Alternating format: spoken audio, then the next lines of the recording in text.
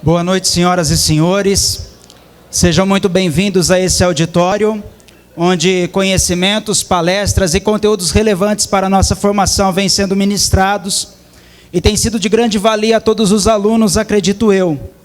Hoje nós estaremos dando a continuidade na nossa quarta jornada jurídica do curso de Direito do Centro Universitário de Araras, Dr. Edmundo Ulson.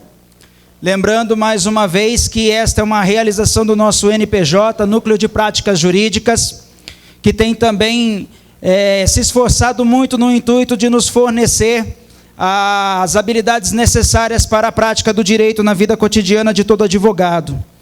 Antes de iniciarmos, eu gostaria de compartilhar convosco uma reflexão acerca de alguns aspectos que devem compor o nosso caráter, não somente como advogados, como operadores do direito, mas sim em todos os aspectos da nossa vida, tanto na vida social como na familiar, e principalmente na relevância que o nosso curso traz. Quero que me ensinem também o valor sagrado da justiça que apenas tem em vista o bem dos outros, e para si mesma nada reclama senão o direito de ser posta em prática. A justiça nada tem a ver com a ambição ou a cobiça da fama, apenas pretende merecer aos seus próprios olhos. Acima de tudo, cada um de nós deve convencer-se de que temos de ser justos sem buscar recompensa. Mais ainda, cada um de nós deve convencer-se de que por esta inestimável virtude devemos estar prontos a arriscar a vida, abstendo-nos o mais possível de quaisquer considerações de comodidade pessoal. Não há que pensar qual virá a ser o prêmio de um ato justo. O maior prêmio está no fato de ele ser praticado. Lúcius Annaeus Sêneca. Citação do trecho escrito em Cartas a Lucílio. E essa reflexão mostra-nos que a prática dos atos de justiça são recompensas suficientemente boas para nós, para a nossa vida, para o nosso caráter, sem que haja quaisquer resquícios de fama ou de sobrepujar as demais pessoas. E o nosso caráter, ele determina nosso futuro. É o nosso caráter que, na verdade, vai construir uma história de vida relevante, seja em qual área for, no direito, na medicina ou quaisquer profissões que nós venhamos a praticar ou que nós venhamos a ser sujeitos apenas de atendimento ou dependência desses profissionais. Eu gostaria ainda de agradecer a presença do corpo docente do nosso curso de Direito, que estão aqui representados na pessoa do coordenador do curso, professor do Dr. William Ricardo de Almeida Marque. Por favor, uma salva de palmas.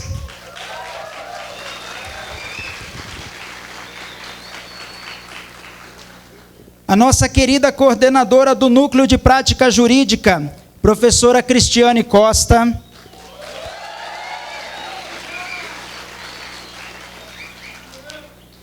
Professor André Gil Almeida Arantes.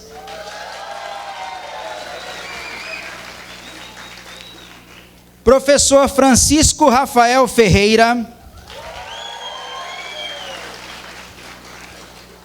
Professor Nelson Batista.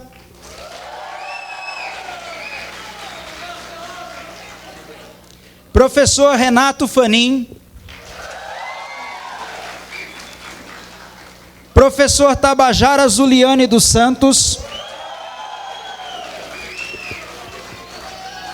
Professor Wilson Figueiredo. E agradecer também aos demais colaboradores desta instituição, que têm se esmerado para que nós tenhamos as condições necessárias de aprender e de conhecer todos os aspectos relevantes para a nossa vida e para a nossa profissão. Eu gostaria também de registrar que ontem nós tivemos aqui uma palestra com o Dr. William César Pinto de Oliveira, que versou sobre a prática da advocacia criminal, Nós fomos, com certeza, muito edificados profissionalmente pelos conteúdos ministrados deste renomado palestrante, já a terceira vez nessa instituição. E hoje nós teremos também a palestra Direito Médico e da Saúde, Judicialização e Pesquisa com Seres Humanos, que será ministrada pelo Dr. Francisco Tadeu Souza, que é advogado, especialista em Direito Médico e da Saúde, palestrante e consultor jurídico da Sociedade Brasileira de Profissionais em Pesquisa Clínica, secretário-geral da Frente Parlamentar da Saúde da Assembleia Legislativa do Estado de São Paulo. Por favor, doutor, tome seu lugar aqui à frente. Recebam-no com uma salva de palmas, por favor. Bom, boa noite a todos. É um prazer estar aqui, é uma honra, aliás, ver uma sala tão cheia. É uma honra poder estar aqui com os senhores nessa noite. Bom, pode passar, por gentileza. Eu ia começar falando do meu currículo, mas com essa bela apresentação eu me senti até um pouco mais inteligente. Agradecido. E também a maioria também não veio aqui, a maioria não. Nenhum dos senhores veio aqui para ouvir falar do meu currículo. Vieram para entender um pouco mais de direito médico. Pode passar, por gentileza. Vocês vão ver que o direito médico e da saúde, na verdade, ele é uma junção de vários dispositivos de diferentes ramos do direito. Todos nós sabemos que a divisão do direito é meramente didática. O direito é uno, é um só. Então, o direito médico ele é transversal a praticamente todas as áreas do direito. Eu destaquei algumas que são principais para a nossa atividade. Mas antes de começar a falar, um pouco mais especificamente sobre como cada ramo afeta essa questão do direito médico, eu quero ressaltar aos senhores que, independente da área que forem seguir, como concurseiros, concursados ou advogados, cedo ou tarde, em maior ou menor intensidade, vocês vão se deparar com uma questão de saúde. Talvez para julgar, talvez para prestar alguma consultoria ou talvez para resolver a questão como advogado. Quem aqui, desculpa a pergunta, mas quem aqui pretende advogar? Fico feliz, legal. A maioria pretende concurso, mas a advocacia ainda é muito brilhante. Para os advogados, vou deixar algumas dicas. O advogado deve pensar especialmente em vencer o processo, não a qualquer custo, respeitados os princípios éticos. Ele não vai trocar as mãos pelos pés e fazer qualquer coisa. Mas o principal pensamento não é na tese jurídica mais bonita, mas é na tese jurídica mais aplicável. Então, eu vou falar um pouco da prática da advocacia em saúde. Como eu falei e repito, a maioria dos senhores vai se deparar cedo ou tarde na sua carreira. Então, começando a falar disso, vamos pensar no seguinte: quando a gente pensa em direito, eu falei de direito médico, vocês estão vendo ali algumas anotações, direito constitucional, administrativo, consumidor. Mas quando a gente pensa em direito, o nosso raciocínio como advogado logo busca algum artigo de lei que nos autorize determinada conduta ou que prescreva determinado procedimento para obter determinado pedido. Por exemplo, se você tem algum problema junto ao órgão público que não lhe passa as informações solicitadas, logo lhe vem à mente o Instituto do Habeas Data. Você já pensa nessa medida jurídica, nesse remédio constitucional e já vê o que você pode se enquadrar para ir atrás disso. Quando você tem um direito líquido e certo, não amparado por habeas corpus, você já pensa logo no mandado de segurança. Então você já pensa na Lei 12.016 e o que você tem que fazer para conseguir aquela ordem judicial que lhe conceda segurança. Mas veja só, veja o nosso raciocínio. Pensamos logo num artigo de lei que nos autorize de pronto determinado ponto, determinado pedido que queremos. É um raciocínio comum para os juristas, buscar um artigo de lei. Mas já se foi o tempo em que o direito era a lei simplesmente escrita, positivada. Já se foi o tempo que o direito era um positivismo extremado, em que se verificava o que estava escrito na lei e o que estava na lei era direito. O que estava no contrato era o que valia. Isso já passou. Hoje o direito é muito mais próximo, voltou a ser próximo dos ideais de justiça. O direito voltou a ter função social e não uma mera lei. Esse pensamento é muito importante quando você for pensar em ações de saúde. Então, quando a gente pensa em direito à saúde, o clássico que vem na mente de todos nós é o acesso daquele paciente com câncer, carequinha, que tem um tubo entrando no nariz, que está passando mal, que precisa daquele medicamento, senão ele vai morrer. É a primeira coisa que vem na nossa cabeça. E logo nos vem que artigo na cabeça? A pergunta não é retórica. Logo nos vem que artigo quando a gente pensa em direito à saúde, Constituição? Algum dos senhores arrisca? Saúde é um direito de todos e um dever do Estado. Veja aí o nosso raciocínio de advogado, de jurista brasileiro, de pensar logo num artigo de lei que resolva a nossa questão. Então, chegou um cliente no seu escritório, a saúde é um direito de todos, um dever do Estado. Vou fazer a petição, já coloca lá o logo do escritório, já coloca os fatos, o paciente está à beira da morte, saúde é um direito de todos, dever do Estado, portanto o juiz deu o medicamento que o médico prescreveu. Pois bem, esse pensamento está correto, mas ele deixou passar muita coisa importante para aquele paciente. Deixou passar muita coisa importante. Volto a dizer, o direito é instrumento de acesso à justiça. Então, deixando um pouquinho o artigo 196 de lado, vamos lembrar onde a saúde mais aparece também no direito constitucional. Aparece lá no artigo 6º da Constituição. Saúde é um direito social. Ou seja, saúde é uma das faces do direito social. Acho que quando a gente pensa em direito social, o que nos vem à cabeça é viver em sociedade. Saúde é necessário para se viver em sociedade? Os senhores acham que sim? E se não se tiver saúde, pode-se viver socialmente? Pode-se viver normalmente? Vamos pensar. Vamos ir a fundo nessa questão do direito à saúde, do direito social à saúde. Quem aqui é casado? Bastante. Quem é homem casado?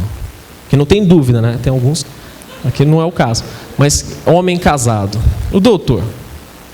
Vamos supor você é homem casado, você chega em casa hoje e encontra a sua esposa de calça jeans, você encontra a sua esposa reclamando de dor de cabeça. Isso hoje, tá? Hoje é terça-feira, está um dia frio, né? Ela está com dor de cabeça. Amanhã, você foi trabalhar, quarta-feira, você chega em casa e ela está com dor de cabeça.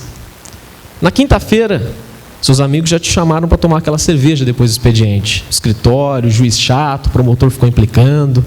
Então você quer ir tomar uma cerveja, mas você não vai, você vai para casa. Você chega lá, sua esposa com dor de cabeça. Na sexta-feira, você queria sair com o pessoal do estágio. Você saiu do fórum, ficou lá o dia inteiro, deu uma enrolada. Chegou em casa, sua esposa com dor de cabeça. Na virada do ano de 2016 para 2017, sua esposa ainda está com dor de cabeça. Acontece. Mas note que ela passou um ano com dor de cabeça. O que vai acontecer com esse casamento? Vai para o brejo. Bom, vamos para os advogados de família, né? Já faz o divórcio, a partilha, já levanta os honorários. Mas aquele casamento vai para o brejo. Por quê? Por causa da dor. Eu não vou entrar no mérito se ela está mentindo ou não. Mas por causa da dor. Note que eu não estou falando de câncer. Vamos tirar da cabeça aquela imagem do paciente careca com um tubo entrando no nariz. Eu estou falando de dor. Dor não é doença. Dor é um sintoma. Dor é uma consequência. Dor é tudo, menos doença. Agora, acredito que a maioria dos senhores já tenha feito extração do dente do siso. Doeu? Doeu? Doeu pra caramba. E aí o que acontece? Aquela dor te impediu de eventualmente ir por estágio. Você já ficou mal com seu chefe. Te impediu de vir para a faculdade. Já perdeu aquele seminário e o professor não está nem aí com a sua nota. Aquela dor te impediu de viver socialmente naquele dia ou naquela semana. Então pegue esses dois exemplos para você entender no seu cotidiano o quanto a dor afeta um paciente. A dor é a face mais cruel da falta de acesso à saúde. porque ela impede o direito de vida em sociedade. A dor. E aí, quando você vai um pouco mais na sua memória sobre o paciente sofrendo à beira da morte, você vai entender que ele também sofre com dor oncológica. Você vai entender que aquele paciente ele não tem só uma aflição na alma, uma depressão. Ele sofre com dor física. Essa dor física, muitas vezes, não é relatado no relatório médico. O médico não coloca no papel paciente com dor. Um ou outro coloca. E quando coloca, prescreve um analgésico qualquer aí de farmácia e acha que está tudo certo. Quando não é assim. Dor crônica em fase aguda tortura a pessoa. Já vi pessoas gritarem de dor. Pessoas gritam de dor. E aí o que acontece? Chega o paciente lá no seu escritório e chega no nosso escritório e muitas vezes o advogado já pensa direto no artigo 196 da Constituição e já pede o acesso ao medicamento. E ele esquece de lembrar que o acesso à saúde pode garantir uma vida em sociedade. Se a esposa tivesse um remédio para dor, o casamento não teria acabado.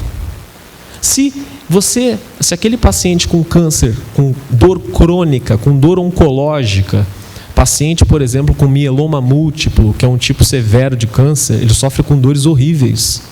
Se ele tivesse direito ao tratamento para a dor, não é tratamento para o câncer.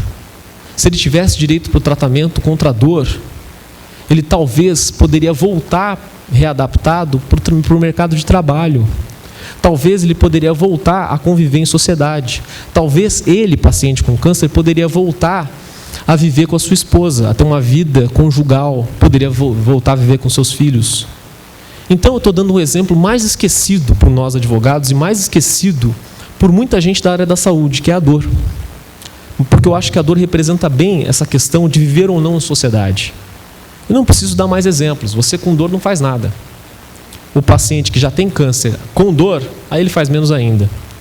Então, vamos deixar um pouco de lado aquele pensamento taxativo e prático do artigo 196 da Constituição e vamos lembrar que a saúde também é um direito social.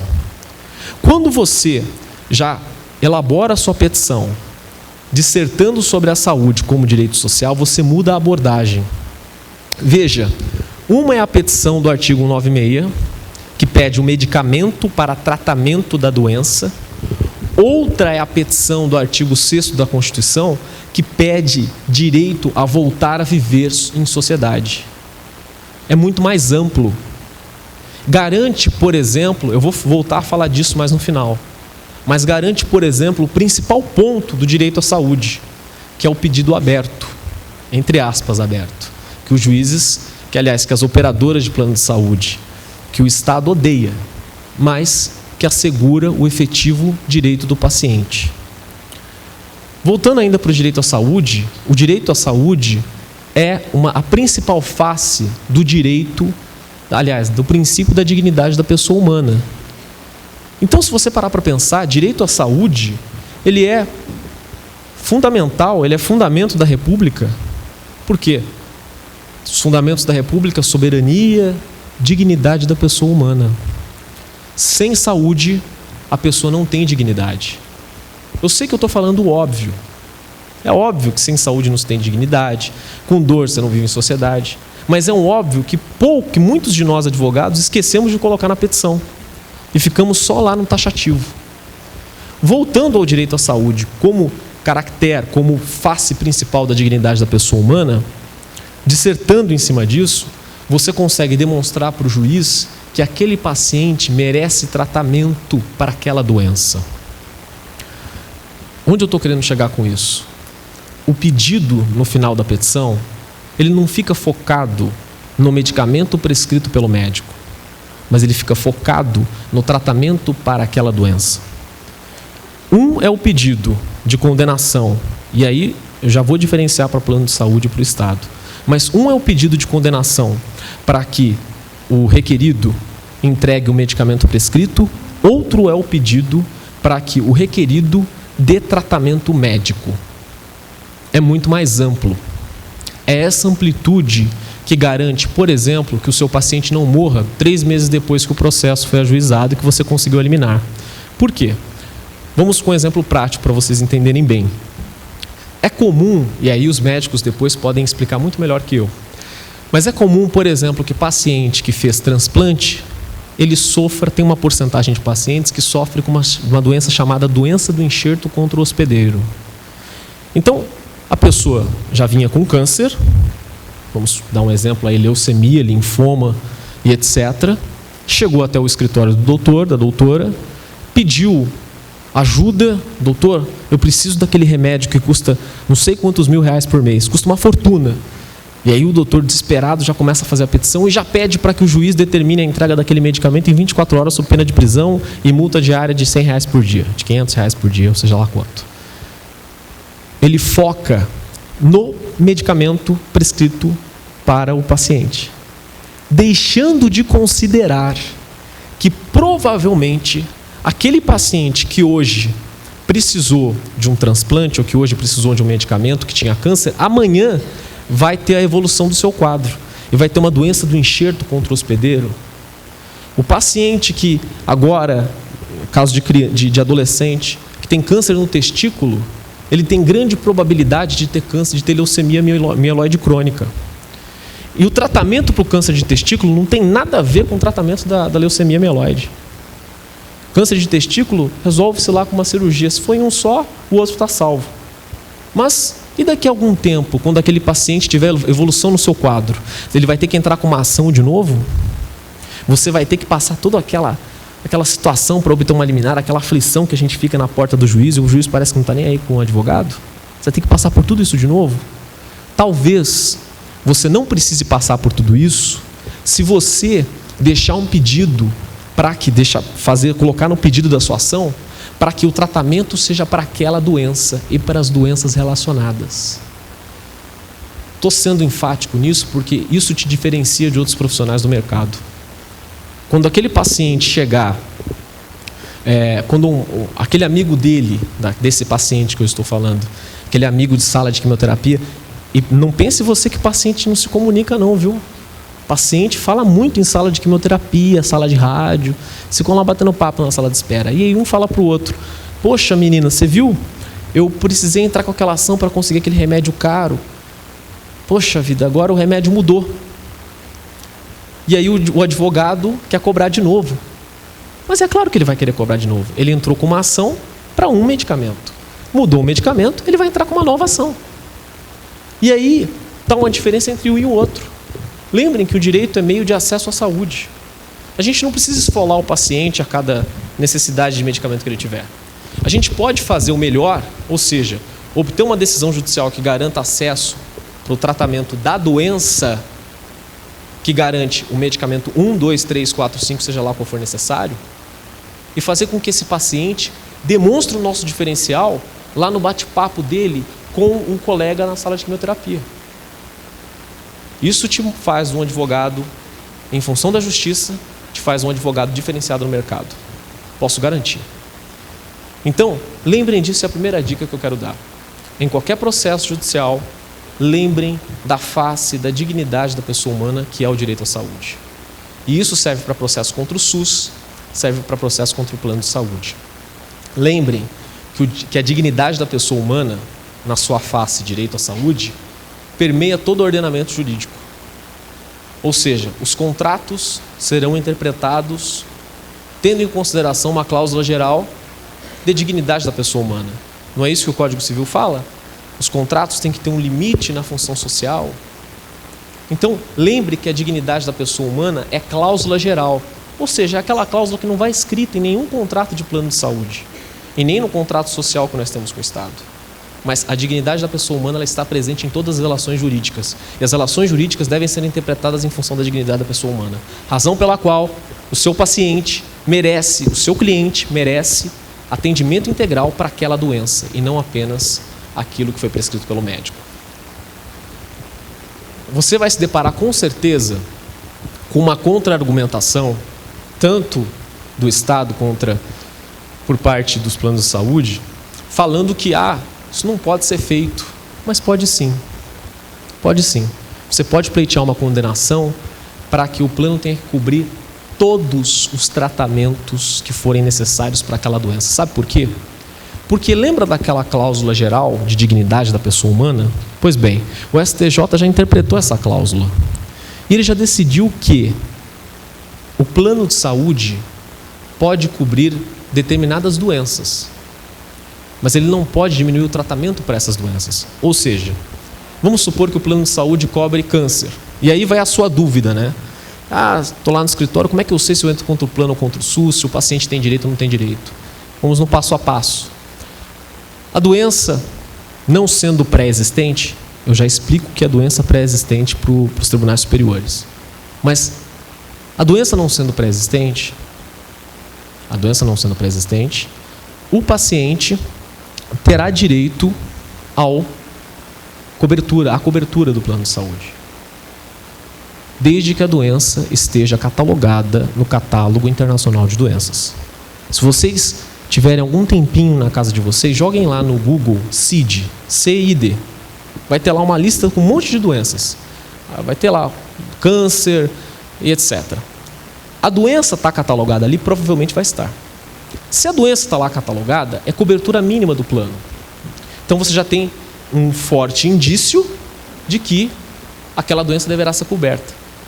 Estando catalogada na CID, no Catálogo Internacional de Doenças, e você solicitando que o juiz determine cobertura para a doença e não para aquele medicamento prescrito, você consegue ao final fazer esse pedido aberto. Como eu falei, faz muita diferença na vida do paciente e faz mais ainda diferença na sua carreira como advogado. Então, veja só, um ponto que talvez a gente precise enfatizar um pouco mais é essa questão da doença coberta pelo plano. Eu fiquei de falar sobre doença pré-existente. Pois bem, o STJ, há algum tempo, decidiu o seguinte. Teve um caso que chegou até eles, que a menina teve uma convulsão, uma bebê, acho que 3 anos de idade, pequena, teve uma convulsão, a mãe, logo em seguida da convulsão, foi lá e fez um plano de saúde. Fez o plano e depois do plano, depois do vigor do plano de saúde, acho que 1 ano ou 2 anos depois, o plano negou tratamento para aquela paciente. Ela tinha um tumor na cabeça. O plano negou a cobertura para a cirurgia. E negou com base no quê? Doença pré-existente. E aí o STJ entendeu o seguinte: essa doença, ela só pode ser considerada pré-existente se a mãe ou a pessoa, o segurado, tinha pleno diagnóstico da doença.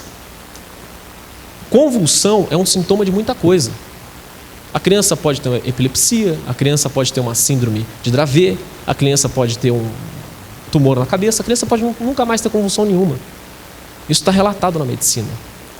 Então, um sintoma não basta para configurar doença pré-existente. Se o paciente ele tinha uma dor, tinha um sangramento, tinha sangramento ativo, estava lá chorando sangue, acontece com alguns casos de câncer, mas ele não tinha ciência absoluta de um diagnóstico, isso não era doença pré-existente, juridicamente, tá? Pode até ser que era câncer, mas só será considerado para fins de cobertura de plano de saúde se o paciente já tinha diagnóstico. Então, o paciente teve um sintoma, fez o plano de saúde, depois do plano, teve o diagnóstico da doença, passou aquela questão da carência, o paciente terá assegurado o seu direito à cobertura para a doença. Então, entrando nessa doença coberta, se eu estiver sendo rápido, por favor, me interrompam, tá?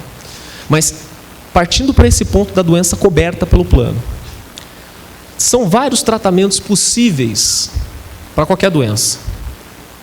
A maioria dos tratamentos, aliás, a maioria das doenças, tem tratamento especificado no Protocolo Clínico e Diretrizes Terapêuticas do Ministério da Saúde. O nome é PCDT. Guardem esse nome, a gente vai falar dele um pouquinho mais daqui a pouco. A maioria das doenças tem lá um protocolo. Esse protocolo é a lei para os médicos. A gente sabe que não é lei. Isso é de âmbito administrativo e do executivo, mas para os médicos é lei. Então, o paciente tem aquela doença, o médico vai prescrever aquele medicamento ou um daqueles medicamentos estabelecidos. Pois bem, então note que uma doença ela pode ter mais de um tratamento.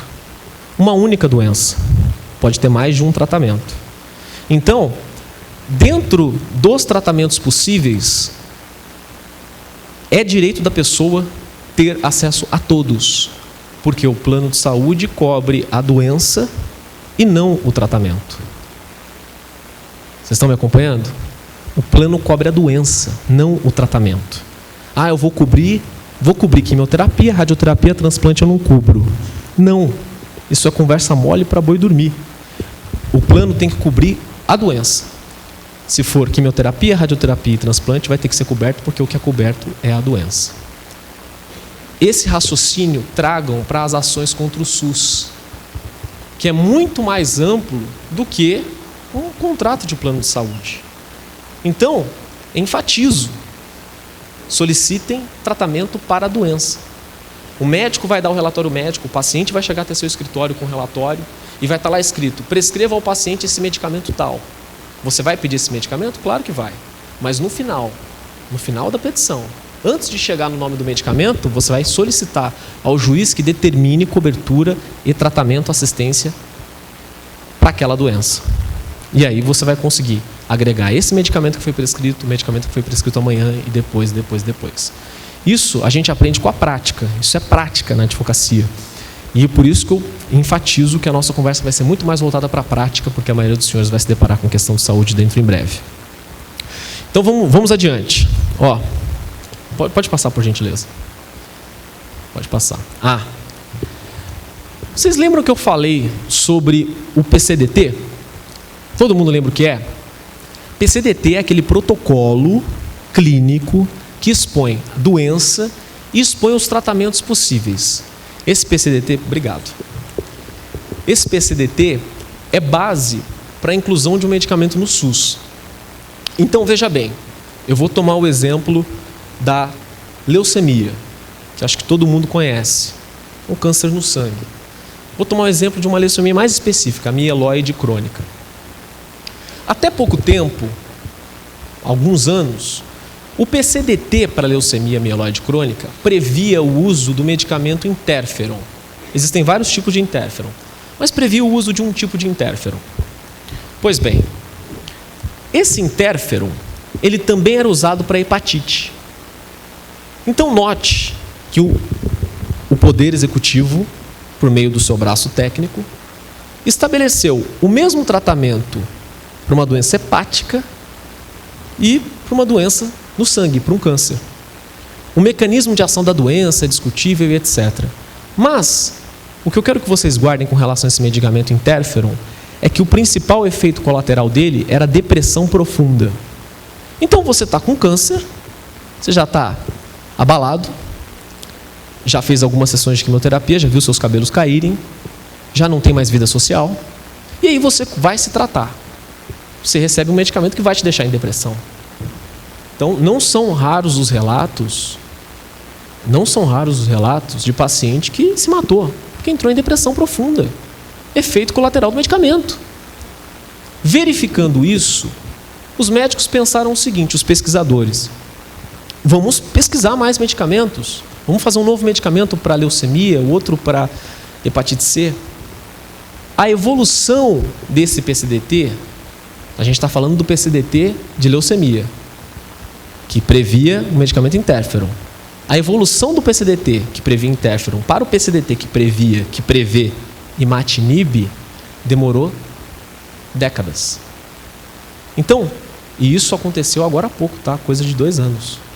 Até 5 anos, pouco mais talvez, pouco menos aliás, o paciente tomava o mesmo remédio e ficava em depressão. Então, os instrumentos legislativos não andam na mesma velocidade da medicina, na mesma velocidade das pesquisas. Mas, enquanto o medicamento novo para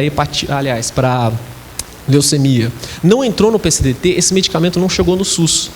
Se não chegou no SUS, também já não tinha chegado no plano de saúde. E aí os pacientes não tinham acesso, só tinha acesso quem tinha condições de pagar 12 mil reais por mês. E aí, grande fatia da população brasileira consegue comprar, não é? Não consegue. Então, veja só.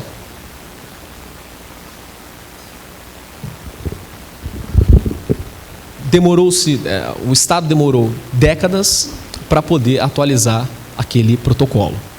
Enquanto isso, os médicos já prescreviam o medicamento novo. Então o paciente estava com leucemia, ele já não prescrevia mais o interferon, prescrevia o imatinib. Os pacientes que tinham plano de saúde ou não, tinham que correr para a porta do advogado para conseguir acesso judicial àquele medicamento, que é o que a gente chama de judicialização da saúde. E aí, o que acontece? Criou-se uma máfia em torno disso. Isso é muito importante os senhores terem consciência. Criou-se uma máfia em cima disso. Não está nem nos meus slides. Mas qual que foi o lance que sacaram? Bom, vou criar uma associação de pacientes. Vou criar uma associação. Vou saber onde esses pacientes moram. Vou contratar um ou outro advogado por aí.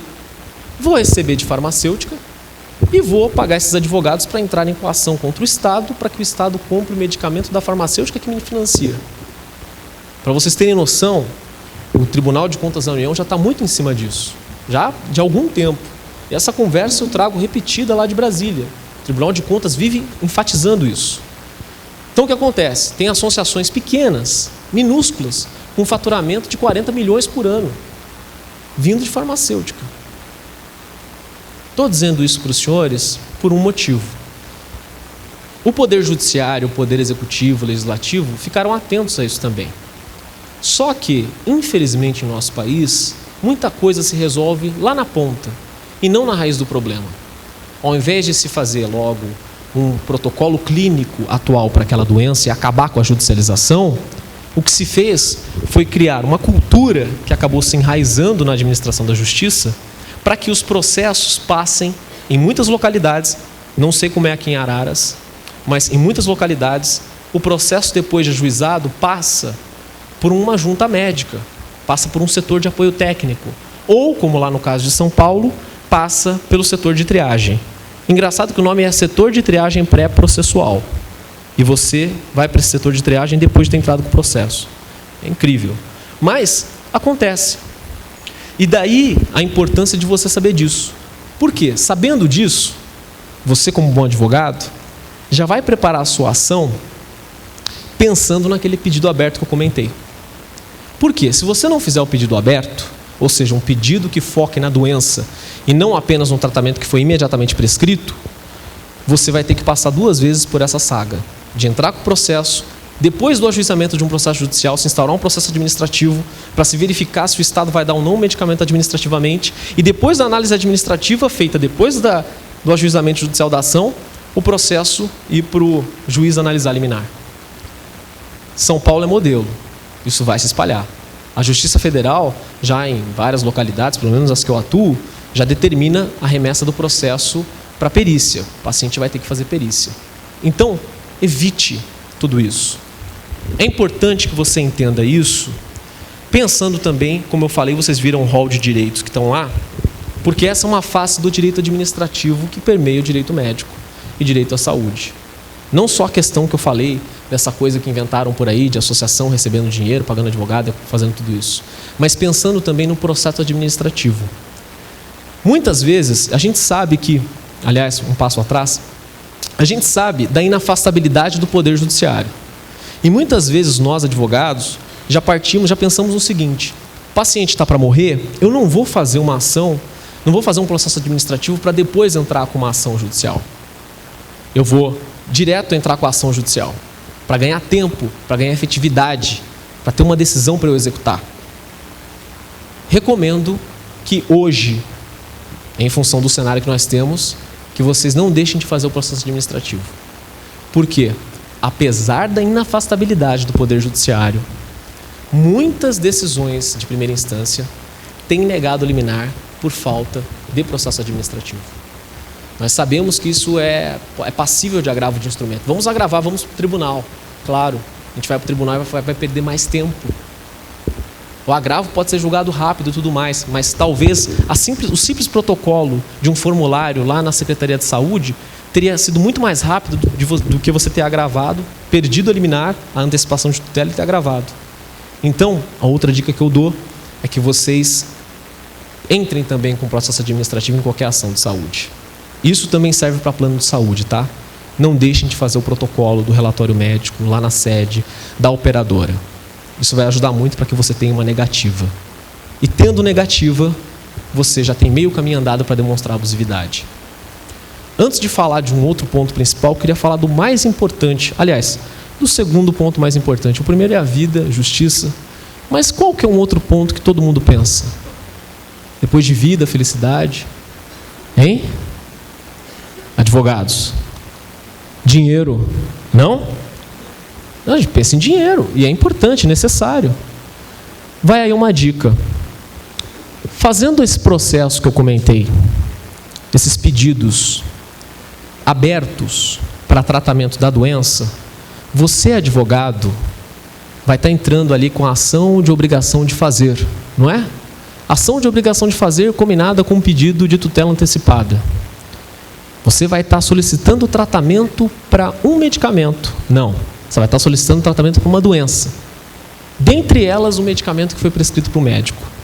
Lá no final do processo, no cumprimento de sentença, os seus honorários de sucumbência, que são de 10% a 20%, não é isso? Ainda está nisso? Infelizmente, né? Mas os seus honorários de sucumbência, eles vão incidir sobre a obrigação de fazer ou apenas sobre a parte pecuniária da condenação? Qual a reflexão que os senhores, qual a conclusão que os senhores chegam a partir de uma reflexão rápida? Eu me fiz entendido na pergunta? Você entrou com uma ação de obrigação de fazer contra um plano de saúde. Com pedido de tutela antecipada, você tinha uma negativa do plano, você já emendou um pedido de danos morais e o juiz no final do processo deu 10 mil de danos morais e determinou que o plano cubra tratamento para toda a doença. Ou seja, tem uma obrigação de fazer, e não deixa de ser também uma obrigação assim, mas uma obrigação de pagar, só para a gente diferenciar didaticamente. Os seus honorários de sucumbência vão incidir sobre o quê? Sobre os dois ou sobre um só? Hã? Então aí eu ganho os senhores para fazer o pedido aberto. Porque os honorários vão incidir sobre a obrigação de fazer. Ou seja, 10% a 20% em cima do transplante. Mas o paciente não precisou do transplante. Ele precisou só do medicamento, mas ele vai precisar. E quando ele precisar, você junta ao processo e não deixa de pedir os honorários em cima disso. Estão me acompanhando? Então, isso possibilita que o advogado, inclusive, possa atender com mais humanidade o paciente, não sendo educado no interesse, mas atender com mais humanidade, eu digo, não excluir aquele paciente que talvez não tenha condições de pagar aqueles honorários iniciais, aqueles da tabela da OAB de 3.900 e pouco, que você parcela em 10, 20 vezes para ganhar um cliente. Então, esse aí, talvez, a depender da condição, você pode até deixar de lado, porque você vai ter a sucumbência lá no final, e a sucumbência vai ser muito maior se a base de cálculo dela não for apenas o medicamento que foi prescrito, mas for o tratamento da doença. Então não deixe de fazer isso, se não pelo paciente, pela questão de manutenção do seu escritório. Tá certo? Agora, pode dar sequência, por favor. Acho que eu estou sendo bem prático, né? Na faculdade, eu ficava louco. Quando às vezes, eu até cheguei para um professor, o senhor anda de Porsche, também quero andar de Porsche. O que eu faço? Ele se vira. Então, ficam aí algumas dicas. Vou falar um pouquinho mais do processo administrativo. Veja só, a gente comentou do processo administrativo para ter acesso ao medicamento. Mas não esqueçam que em saúde e em direito médico, nós não temos só esse tipo de processo administrativo. Um grande público, muito mal acompanhado, é o público da saúde. Tem-se aí os processos administrativos para a defesa de médicos, enfermeiros, quem mais? Odontologistas, e aí vai um outro público que todo mundo esquece, biomédicos, veterinários.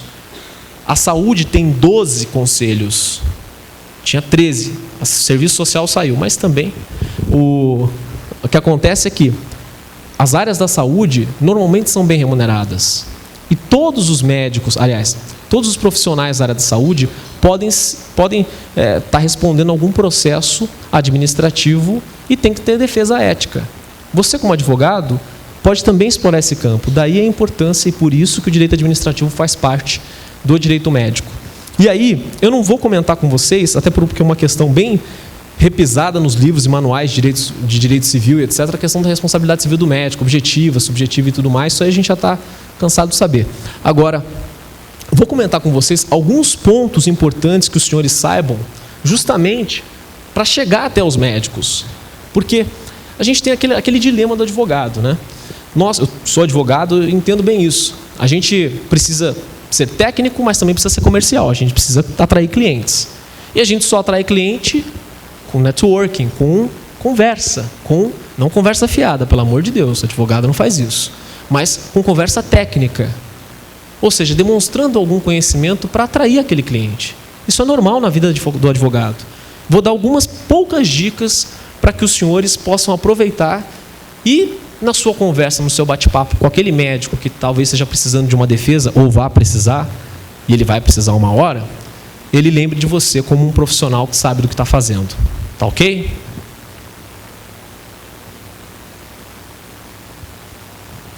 Então vamos lá. Eu costumo diferenciar má prática médica, e prestem muita atenção nos termos, de erro médico e de dano iatrogênico. A gente já vai falar desse nome feio daqui a pouco. Mas má prática é diferente de erro médico.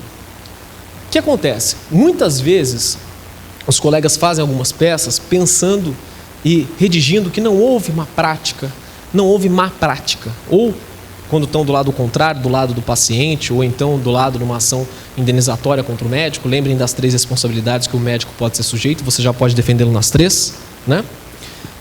Eles acabam usando esse termo. Então, má prática médica, esses conceitos, tá? Eu tirei de alguns livros, eles são uma mescla, na verdade, da prática, você vai ver aí, conceito das operadoras de plano de saúde, conceito para advogados, conceito de doutrina. Mas, esses conceitos aí, a gente também tirou de conversas com médicos. Para quem pretende atuar na área da saúde e ficar nessa área, é muito importante entender o diálogo com o médico. Eles vivem numa realidade paralela. É importante que você entenda a realidade deles. Eles não vivem na realidade jurídica. Lembre que eu já ouvi de muitos médicos que eles estão seguindo a lei quando eles prescrevem um medicamento que está no protocolo. Aquele medicamento que dava depressão e fazia o paciente se matar. Então, não é essa a vontade da lei. Então, veja só. O conceito de má prática médica, enquanto erro, ele ficaria, aliás, quanto má prática, ficaria na questão da maldade humana. Sugiro que esse termo não seja usado. E para os médicos, erro fica uma questão de fraqueza para os médicos. Uma questão de fraqueza ou uma questão ou de fraqueza intelectual ou de fraqueza moral. Errou porque era relaxado, errou porque não sabia nada. Agora, o conceito das operadoras. Eu vou mudar de assunto ainda falando do mesmo, tá? Nas ações contra planos de saúde, os senhores vão se deparar muito com o argumento de que seria má prática médica receitar um medicamento que não está incluso no rol da ANS, que não é aprovado na Anvisa e que, eventualmente, não conste no PCDT, que é aquele protocolo clínico de diretrizes terapêuticas. O plano de saúde adora argumentar isso. Agora, note que o plano, ele, propositadamente, confunde coisas que não tem nada a ver. Mas não são raras as vezes que o advogado vai solicitar, informa ao paciente que ele deve solicitar um relatório médico, prescrevendo aquele medicamento que não está no PCDT. O médico prescreve, o advogado junta no processo, aí vem o plano, e às vezes um ou outro julgador pode abraçar a argumentação, vem o plano e argumenta que a prescrição de um medicamento que não está no rol da Anvisa seria má prática. Razão pela qual os autos daquele processo devem ir para o Conselho Regional de Medicina. Entenderam o raciocínio? Isso acontece muitas vezes. E aí você acaba criando um problema para o médico que prescreveu aquele medicamento que não é autorizado, que não passou na Anvisa ainda, você cria um problema sem querer. Na verdade, lembre que esse é um conceito deturpado, criado pelos planos de saúde. Conceito deturpado. Você não pode considerar má prática ou erro médico o fato de um médico ter prescrito o melhor tratamento na medicina. Então quer dizer que eu tenho que prescrever um medicamento que vai deixar o paciente em depressão só porque o Estado não colocou esse medicamento novo, que não dá depressão, no seu rol de medicamentos? Entendam que, e aí vai uma dica para a defesa de médicos, entendam que o médico, ele tem obrigação de seguir o melhor padrão da medicina. Ele tem obrigação.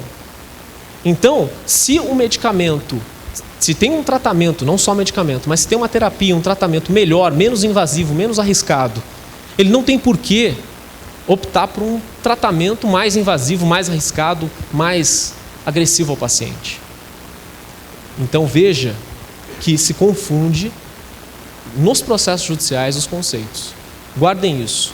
Esse argumento aproxima muito o médico de muito advogado. Então, considero eu que é importante. Eu já acabei falando do segundo ponto, né? E aí, é claro, nós somos advogados, o conceito varia conforme a necessidade. Se o processo exigir um conceito, a gente abraça um. Se exigir o outro, a gente abraça o outro. Mas lembrem que o principal chave para uma defesa de um médico, eu sei que a gente vai voltar a falar de conceitos, tá? Mas uma chave para vocês é estabelecer que aquele médico seguiu um padrão ouro. Ele seguiu, esse termo padrão ouro é muito comum na medicina, mas ele seguiu o melhor padrão possível para tratamento daquela doença. Se ele seguiu o melhor padrão, ele não errou. Conceituem.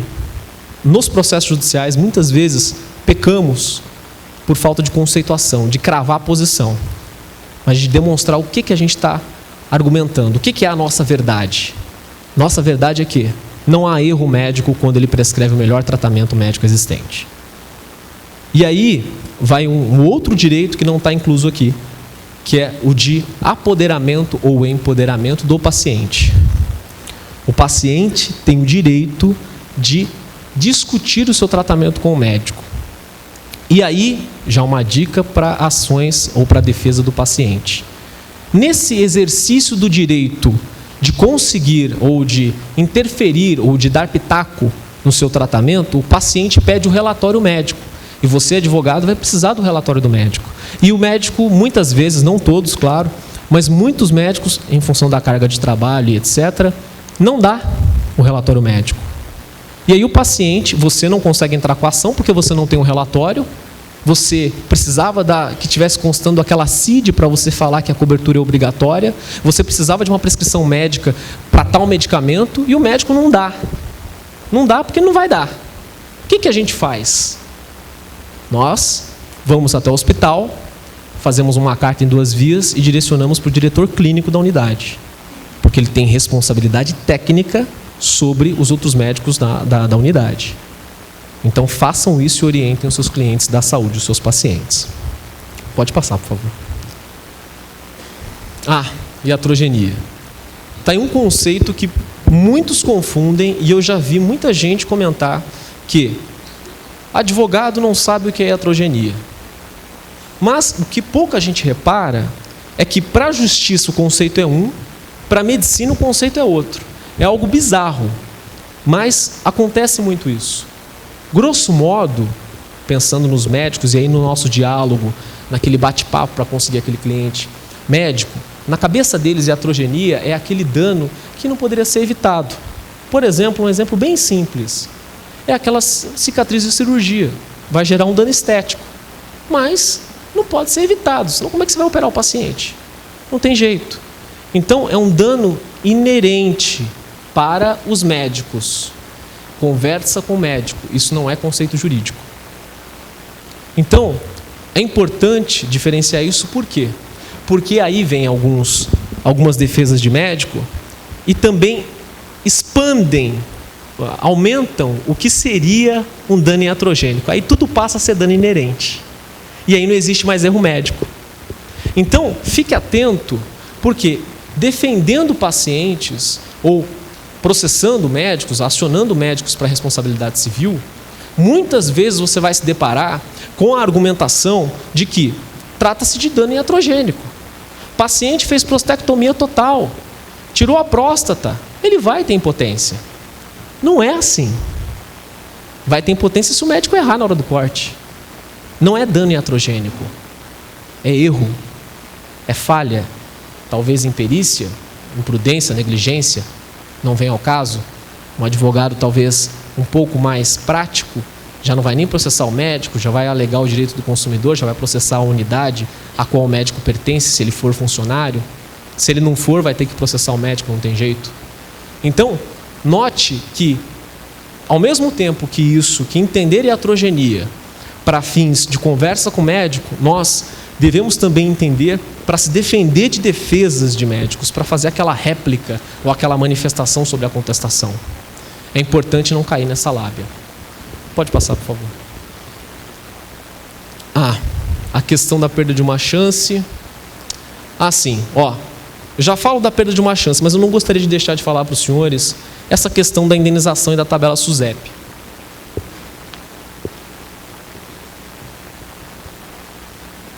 Eu coloquei ali da porcentagem. Advogado sempre lembra disso, né? Mas, muitas vezes, muitas sentenças judiciais, elas não dão os honorários, aliás, elas não dão indenização em função de o advogado não ter especificado um critério material para se quantificar o dano. Por exemplo, o médico cortou, um exemplo claro, o odontologista extraiu o dente errado. O médico, isso acontece em qualquer lugar, toda hora. O médico, tem casos assim, o médico numa determinada cirurgia amputou a perna errada. Tinha uma perna gangrenada, ele foi lá e amputou a saudável. Como é que a gente faz? Quanto vale uma perna? Você vai falar para o juiz, ó, vale, sei lá, do meu cliente vale 100 milhões, né? Do outro advogado vale R$1. Não é assim. A gente precisa de um critério objetivo. Pode auxiliá-los em obter esse critério objetivo a tabela da SUSEP. Vocês jogam lá no Google, tabela SUSEP, vocês vão achar uma tabela que tem lá uma série de deformidades e uma série de porcentagens de indenização para casos que ocorrerem assim. Então, por exemplo, uma indenização alta que se tem em ações para responsabilidade civil é a perda do movimento de pinça. Os senhores sabem que, reza a lenda alguns médicos, eu acho que tem outras coisas que nos diferenciam dos animais, mas é um movimento de pinça. Nós conseguimos abotoar a camisa, enfim, apertar a mão de alguém e etc., se nós tivermos o dedão. Se não tiver o dedão, quanto vale esse dedão? Vocês conseguem encontrar uma indenização, uma porcentagem lá na tabela SUSEP. Essa tabela, ela não vai dizer tantos mil, mas ela vai dar um critério, em porcentagens, especificando o que se usa normalmente para uma seguradora pagar aquela indenização. Vocês podem usar isso como critério material objetivo para que a sua ação não pereça por falta desse critério. Porque senão o juiz, ele vai falar, olha, o advogado tem toda a razão, realmente o cliente ficou afetado, mas eu vou dar dano moral aqui, não vou dar um dano estético, um dano pela perda desse membro. E você pode conseguir justiça por meio da indenização se você colocar esse critério objetivo, um critério de cálculo. Contem com a tabela da SUSEP, mas não fiquem adstritos a ela. Você tem lá uma porcentagem da tabela da SUSEP, mas você não pode deixar de agregar aquela indenização mensal, ou então aquela multiplicação em cima da tabela da SUSEP. Você é advogado, você é livre. Faça isso, desde que você tenha um critério material. Pode passar, por favor. Desculpa, volta, por gentileza. Estava esquecendo de falar a questão da perda de uma chance. Eu comentei com vocês essa questão da soberania clínica. Soberania clínica, soberania do médico assistente. Médico assistente, e aí vai uma dica, tá? Outra. Eu já peguei uma decisão que negou uma tutela antecipada e eu fiquei espantado. Negou, o que eu vou fazer? Mas o juiz negou porque eu coloquei, olha, quem prescreveu foi o médico assistente. E aí estava lá falando, mas se o caso era tão importante, por que não foi o titular?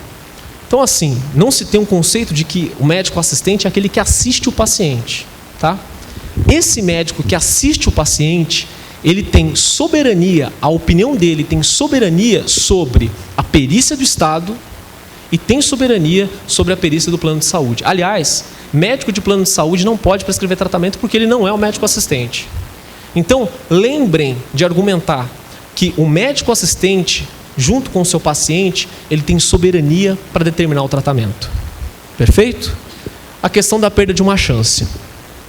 É aquela chance que não volta mais. Isso é muito comum na medicina, muito comum em clínicas de fertilidade e está cada vez mais corrente em reclamações de médicos no Conselho Regional de Medicina. Eu já estou acabando, a gente já vai para o lanche, tá? Mas está muito corrente em reclamação. Vocês sabem qual que é a maior causa de reclamação de médicos no Conselho Regional? Alguém tem alguma ideia? Não? Alguma sugestão? O que mais... Oi? Atendimento ruim? Sim. Vocês sabem qual que é o motivo campeão de... Vocês sabem qual é o motivo campeão de reclamação dos médicos no Conselho Regional de Medicina? Não, acredite se quiser. Deveria ser. Porque esse é factível. A principal reclamação e os principais processos de ética médica são: o médico não me tocou. Eu cheguei, o médico olhou para minha cara, receitou diclofenaco e mandou eu ir embora. Me deu injeção. Não fez nada, não me tocou. Estou falando isso para vocês por quê? Quando os senhores forem prestar alguma consultoria para alguma clínica médica, lembrem de trazer caracteres que possam impedir, ou atividades que possam impedir que aquele médico seja processado. Um deles é, pasmem, tocar no paciente. Você evita processo ético no Conselho Regional de Medicina se você tocar no paciente. Então, aquela consulta que você vai dar para aquele médico, oriente isso. É campeão. Isso é a reclamação campeã no CRM. Outra reclamação campeã é a da perda de uma chance. Só que essa também gera indenização. O que acontece? É a perda daquela chance que não volta mais. Por exemplo, é a coleta contratada antes do parto, coleta das células do cordão umbilical. O médico esqueceu, e acreditem, isso acontece demais. O médico esqueceu de congelar o cordão umbilical, esqueceu de colher as células, e a família pagou por aquilo. Então, não tem só a questão do inadimplemento contratual. Lembrem que todos os contratos têm uma cláusula implícita ou explícita de dignidade da pessoa humana. Lembrem disso. Perda de uma chance, isso afeta diretamente uma disposição de um tecido humano. Então, veja só, muito médico passa por indenização por ter esquecido isso. E é importante que o senhor advogado lembre para aumentar a indenização e não só ficar focado na questão de inadimplemento contratual. Bom, pessoal, eu acho que eu consegui dar algumas dicas. Tentei ser o mais prático possível. A advocacia está aí. A maioria dos senhores será advogado antes de ser juiz ou promotor, seguir o caminho dos excelentes professores. A maioria será advogado. Espero que possam aproveitar muito. Espero que as minhas dicas tenham algum valor na prática do dia a dia. Se não para os seus clientes, para defender algum paciente, algum amigo, algum familiar que esteja precisando de atendimento ou que seja médico. Espero ter ajudado com alguma coisa. Tá bom? Obrigado pela atenção.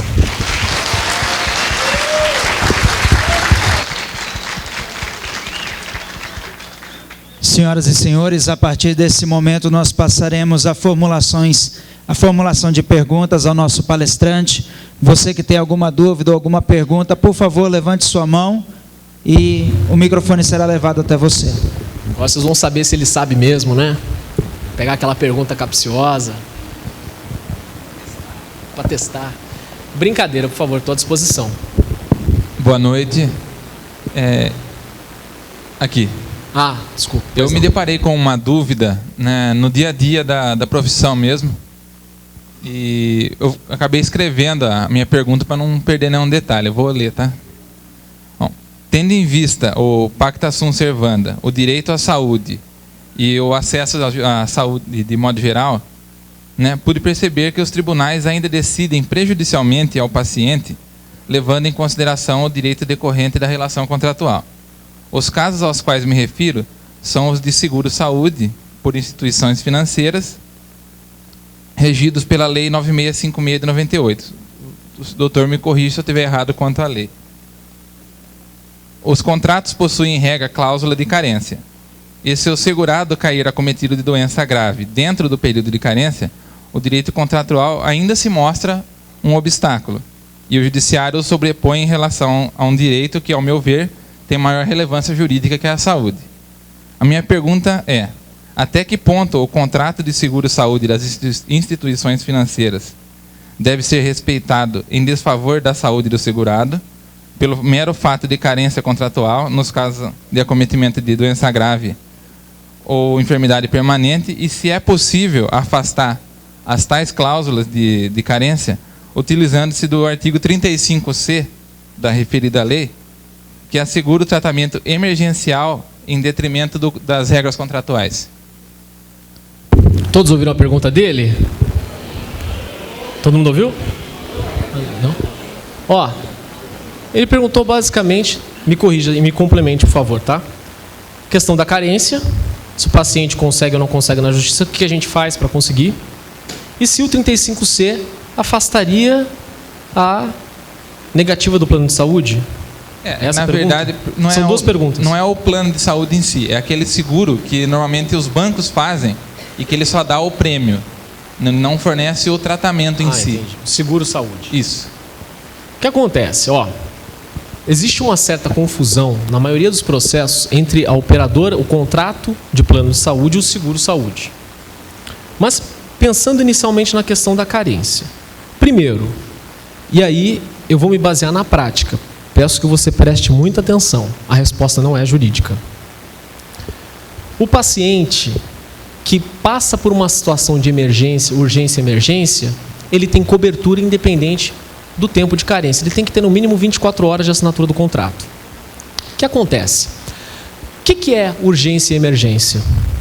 Se a gente ficar apegado lá, o código, aliás, as resoluções do Conselho Federal de Medicina especificam o que é urgência e emergência. Mas, na prática, fica difícil você delimitar. Você não consegue delimitar urgência e emergência pelo período que o paciente ficou num pronto-socorro. Tem paciente que, dada uma situação de emergência, ele vai ter que continuar naquele tratamento. Portanto, a cobertura ela será do momento da emergência até o final da convalescência. Ou seja, até ele se recuperar. Entenda que ele se recuperar de uma questão de urgência e emergência. Não se recuperar da doença. Ou seja, vamos supor que aquela doença tem que aquela situação de urgência e emergência, o paciente desmaiou por alguma causa. Mas o que você vai argumentar no processo não é a cobertura para a doença, é a cobertura para a situação de urgência e emergência, nos casos que tiver carência. Então, por exemplo, vou dar um caso bem emblemático. Paciente com câncer que, em função da metástase, câncer espalhado no corpo inteiro, não tinha plano de saúde, fez tratamento por 5 anos na Santa Casa de São Paulo, depois assinou um plano de saúde, 2 semanas depois desmaiou, o rim entrou em colapso, foi para o hospital do plano. Mais ou menos a sua pergunta, só que em termos concretos. Estou correto? O que acontece? A gente não pede, nesse caso, a cobertura para a doença, para o câncer. A gente pede a cobertura sintomática. Esse sintoma é a situação de emergência. E aí a gente consegue a cobertura para o tratamento que ele precisa. No caso, a hemodiálise, que é caríssima. Então, note que é uma questão argumentativa. A gente não está pedindo tratamento para a doença, juiz. A gente está pedindo tratamento para a situação de emergência, que coincidentemente são os efeitos da doença. Deu para pegar? Aí o que acontece? Você falou do 35C. Vai me fugir a memória qual... Se não me engano, o 35C é o F. Se você tiver... Eu estou sem a lei aqui, mas... Eu até posso pegar, a gente confirma. Mas o STJ, e principalmente o Tribunal de Justiça de São Paulo, tem uma jurisprudência muito consolidada com relação ao direito à saúde. O que acontece? Essa ideia que eu passei para vocês, de cobertura para todos os procedimentos que forem necessários, ou seja, tratamento da doença, eu não tirei de mim, da minha cabeça. Não sou tão brilhante. Tirei da jurisprudência do Tribunal de Justiça. Por quê? O 35F, ele é calculado, aliás, ele é interpretado com um grifo no todas as ações necessárias para a recuperação da saúde. Isso é repetitivo lá aqui nos acordos do Tribunal de Justiça. Então, essa cláusula, aliás, esse artigo, ele tem afastado as negativas justamente pela seleção de tratamentos que serão cobertos ou não são. E aí ele consegue afastar tudo. Agora, afastar tudo eu quero dizer, afastar as negativas que tenham selecionado tratamentos, para fazer com que o enfoque fique na saúde, fique na doença. Se for o caso de carência, a gente foca no sintomático. Cobertura do sintomático, que coincidentemente é emergencial. E aí você consegue cobertura. Mas, só para terminar de responder também, a questão de diferenciação de contratos, é importante você ver a qual lei, de fato, ele vai se sujeitar. Porque tem muitas questões, tem muitos contratos novos surgindo de plano de saúde. Eu me deparei com um essa semana que eu nunca tinha imaginado. Alguém parou e pensou e fez um contrato novo. Então, mais abrangente, mais extenso, fazendo o paciente tomar ciência de cláusula a cláusula. Então, talvez seja importante verificar se o contrato que você está se referindo se adequa ou não, se está específico ou não para uma determinada lei. Respondi, se eu não, vamos lá, por favor. Estou mais com a disposição. Acredito que sim, sim. Só mexer, ele vai desligar. Você falou que sim. Ah, legal, obrigado. Alguém tem mais alguma dúvida? Eu me fiz entendido, fui claro? Por favor. Bom.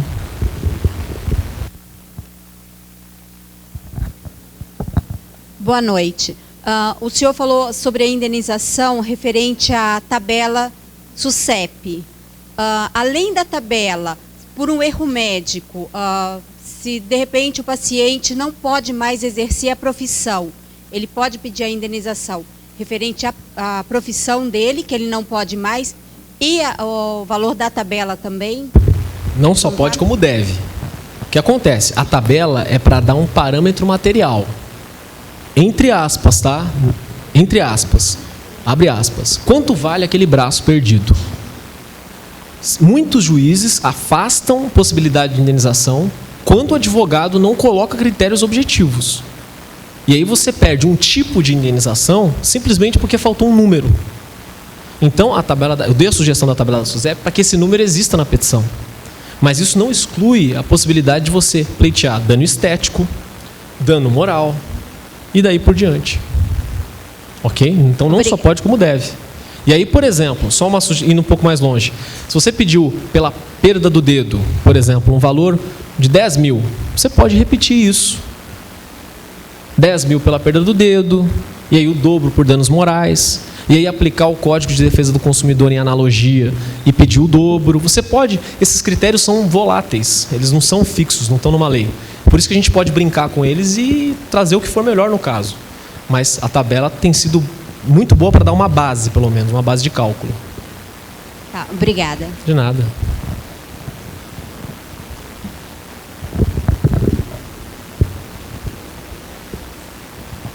Boa noite.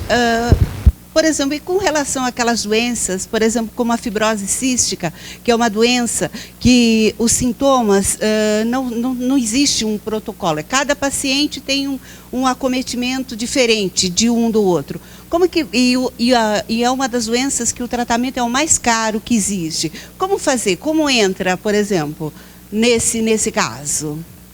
De uma doença como a fibrose cística, por exemplo, que tem um acometimento diferente em cada paciente. Em função cada caso é um caso, e em função da especificidade dos casos, principalmente quando a gente fala de doença rara, como o caso da fibrose, e não só a fibrose cística, mas também a fibrose pulmonar idiopática e outras, em função da especificidade de cada caso, é que a gente tem que lembrar da soberania do relatório do médico assistente. Lembrem que na pirâmide... lembra da pirâmide do Kelsen? Todo mundo lembra? A pirâmide do Kelsen na área da saúde, ela coloca no topo o relatório do médico assistente. Então, a gente tem lá o protocolo clínico ou não tem. Às vezes tem muita, principalmente doença rara. São 13 mil doenças raras. A fibrose é uma delas. Tem muita doença rara, doença de Fabry e outras, que não tem PCDT, não tem protocolo clínico. Para essas e também para as outras, vale a supremacia do relatório do médico assistente. Se ele determinar uma terapia, é essa terapia. E outra, ele não só pode determinar um tratamento contra, aliás, nos casos em que não há um protocolo, como também nos casos em que o protocolo diz uma coisa, mas o caso específico exige outras. O médico é aquela velha aplicação no caso concreto, cada caso é um caso. Mas vale nesse caso o relatório do médico assistente.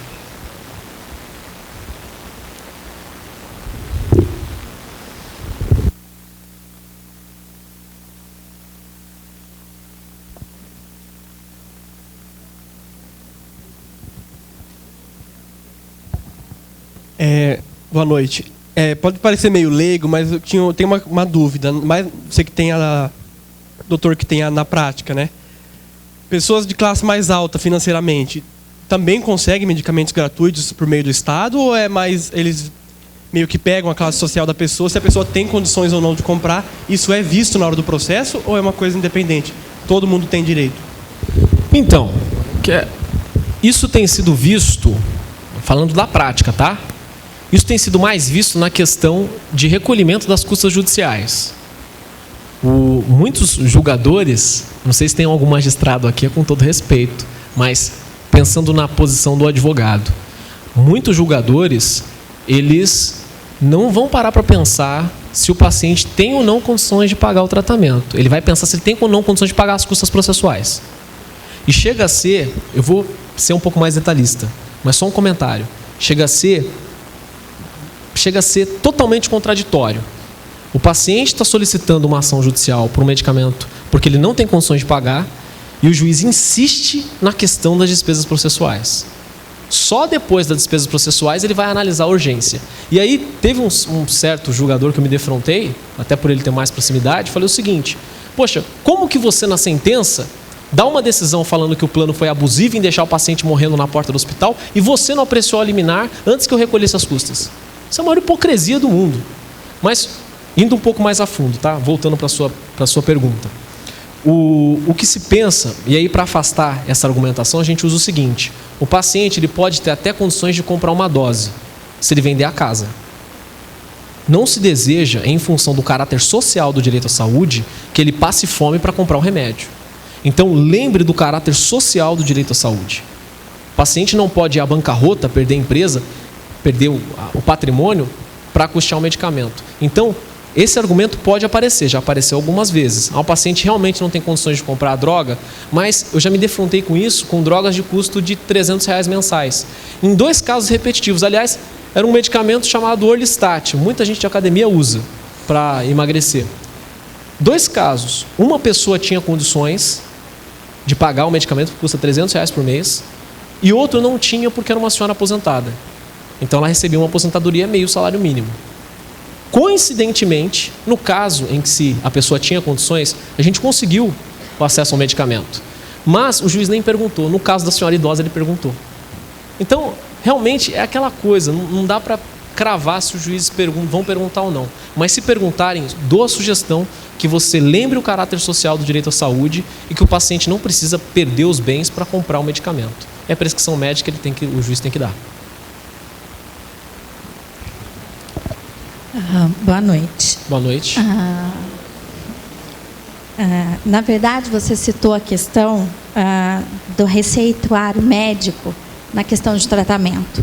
Hoje consta muito enfoque, em muitas matérias até na televisão, a respeito da cannabis, que já foi comprovada que para um certo uso de doença, ela é muito eficaz. Aqui no Brasil, nós ainda temos não é permitido, no caso, o uso dela. Mas já na questão de comprovado que ela é eficaz, qual seria a sua opinião em relação a isso, do Brasil ainda não ter adequado a nossa legislação na questão do uso dela, sabendo que é um tratamento eficaz? Então, o medicamento, o canabidiol, ele tem sido autorizado, a entrada dele tem sido autorizada no Brasil. Muita gente sofre alguns embargos, mas lá na alfândega, por alguma questão documental. Mas o que acontece? A Anvisa tem autorizado, muitos casos, tem se permitido, em função da comprovação de que esse medicamento é muito útil para crianças com síndrome de Dravet, e em alguns casos, poucos, tá? Não é ainda corrente, isso é mais forte em síndrome de Dravet, em síndrome que a criança tem muitos ataques epiléticos. Agora, em alguns casos para pacientes oncológicos terminais, mas são poucos, tá? Estão lá numa jurisprudência bem escondidinha no STJ, mas são poucos casos. Mesmo assim, a pessoa enfrentando o processo administrativo, elas têm boa chance de conseguir para os casos que não são, para os casos que já estão liberados, não tem tanto trabalho até. Mas dos casos novos que não estão contemplados nas resoluções da Anvisa, vale a pena tentar. A Justiça tem dado o aval. Pois não, por favor. Eu poderia estar processando o plano de saúde e o SUS, porque o plano de saúde seria um contrato, né? E o SUS é o dever do Estado. Seria mais fácil processar o SUS do que o plano de saúde? A gente pode processar quem a gente quiser, mas mas eu vou responder. Mas veja só, eu entendi a sua pergunta. Se a gente processa o SUS ou o plano de saúde? Aí é uma questão de análise de risco. Realmente de análise de risco. Muitos processos, principalmente em São Paulo, que tem jurisprudência consolidada na área, é preferível que você entre contra o plano. Mas você vai conseguir verificar caso a caso, considerando o seguinte: na hora de executar. Ou seja, antes de entrar com a ação, você tem que pensar que você vai ganhar, fazer o suficiente para ganhar, e você tem que considerar numa ação de saúde que eles não vão cumprir a decisão judicial. Então, contra o SUS, você vai conseguir a sua liminar, sua antecipação de tutela, mas o secretário de saúde não vai cumprir. Contra o plano de saúde, ele também não vai cumprir. Normalmente, e aí pensando, levando em consideração os casos práticos, a execução dos processos contra o plano de saúde corre muito melhor do que os processos contra a Fazenda Pública. Corre muito melhor. Você consegue, por exemplo, nos casos em que a gente reiteradamente pede bloqueio de conta do Estado, muitas vezes o juiz diz não, mas contra o plano de saúde ele já disse sim. Então, é uma questão que aí foge um pouco do direito, mas veja na questão do caso da análise do risco. Às vezes, por exemplo, o paciente não tem documentos suficientes e interessantes para você ajuizar com uma ação contra o plano de saúde. Ou, às vezes, esse mesmo paciente seja funcionário do plano de saúde. Eu já peguei casos assim. Ou ainda esse paciente, ele tem aquele contrato que repassa parte dos valores para a empresa que ele é empregado.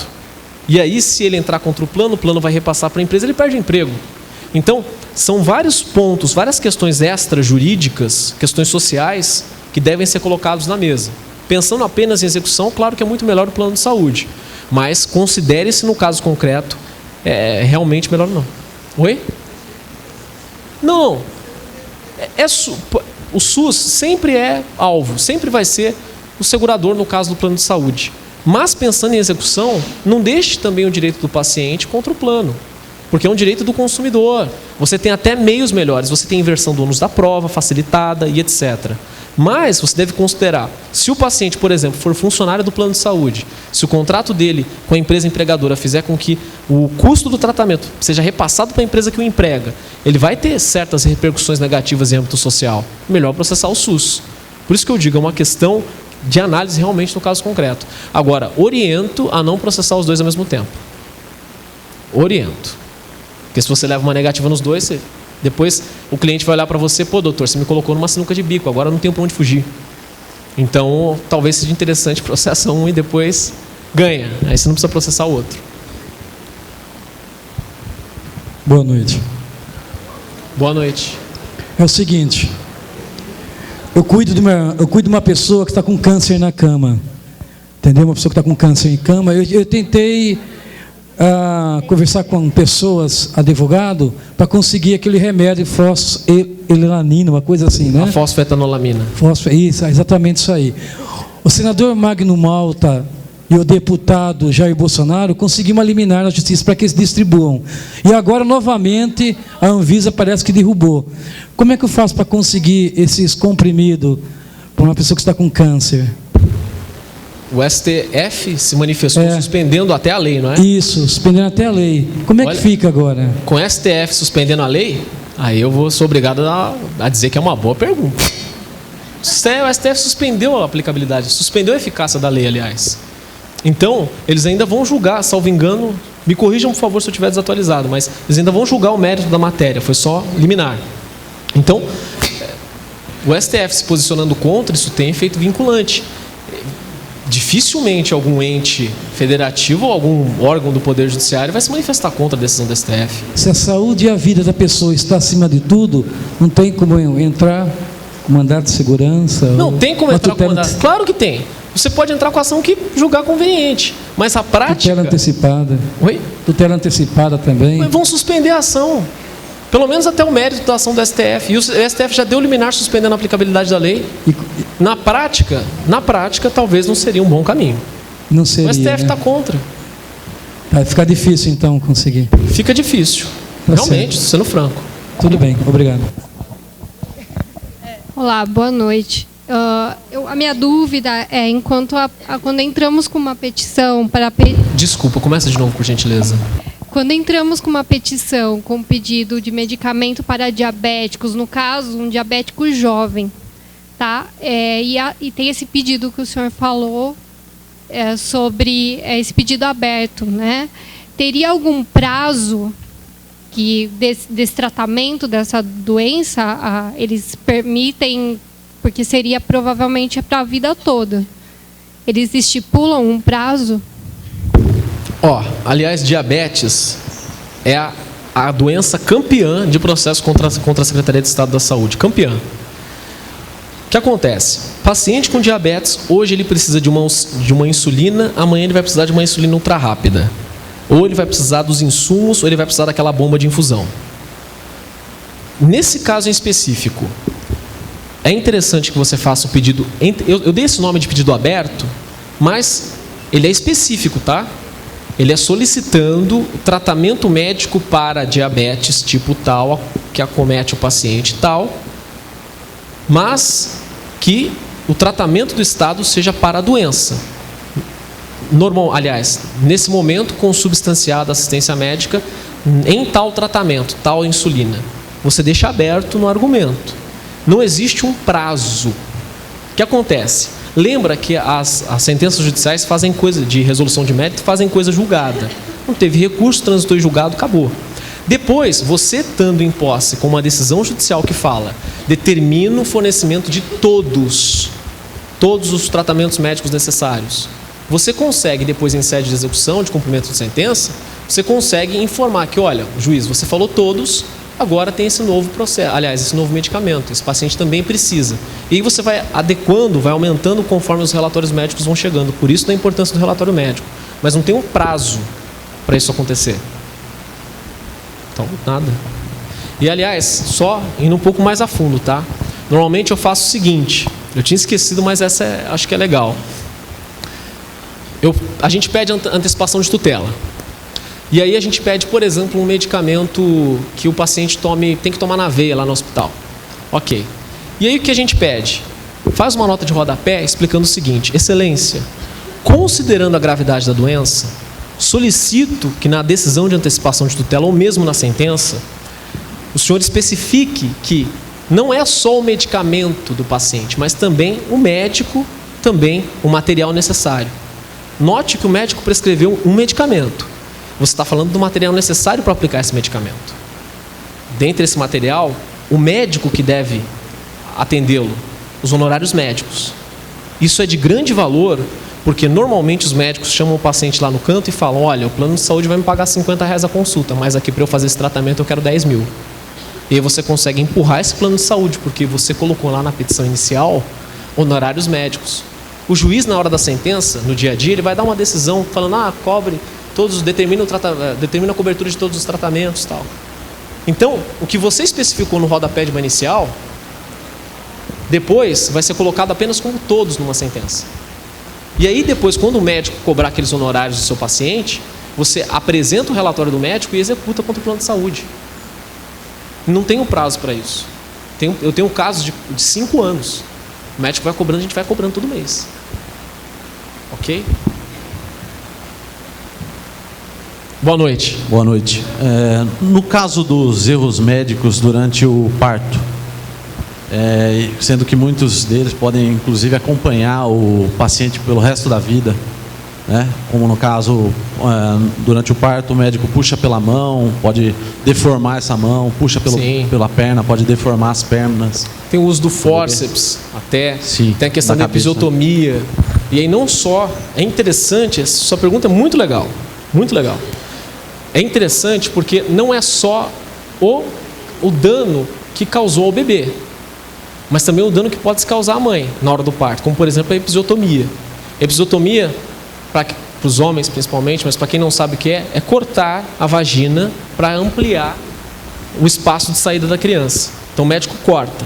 Isso já é considerado mutilação genital, diminui o prazer sexual da mulher, fica feia, então causa um dano estético.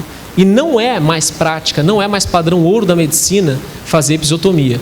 Tanto que a episiotomia, que é um dano típico do parto, ele é considerado mutilação genital à brasileira. Só no Brasil tem isso. Pode ter em outros lugares, mas aqui é normal. Só que já é uma conduta rechaçada pelo Conselho Federal de Medicina. Então, se o médico fizer uma episiotomia, só um exemplo, tá? Ele fez a episiotomia e ainda quebrou o braço do garoto, lembre-se que são duas esferas de direito, são dois centros de direito que foram afetados, da criança e da mãe. Então não só a criança vai ter direito à indenização, como também a mãe. E nas várias faces de indenização, dano estético, dano moral. E lembre-se que se ele ficar com uma sequela para a vida toda, você colocando um critério material, pode usar, por exemplo, a tabela da SUSEP, você pode pedir também aquele valor que vai ser pago de forma vitalícia. E não só também no parto. Também em caso de aplicação de injeção, de vacina.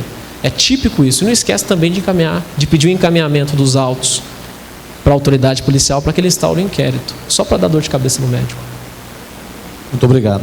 Nada.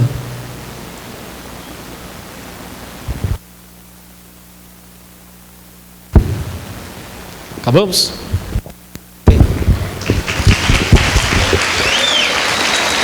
Doutor, um minuto.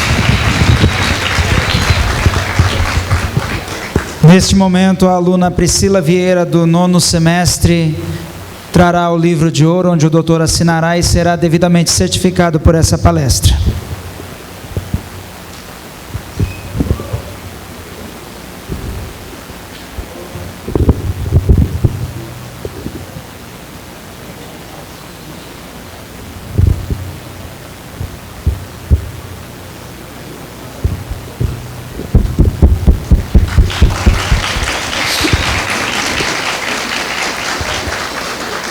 Nós agradecemos a presença do Dr. Francisco Tadeu Souza pela brilhante palestra e declaramos encerrado o nosso segundo encontro nessa jornada jurídica.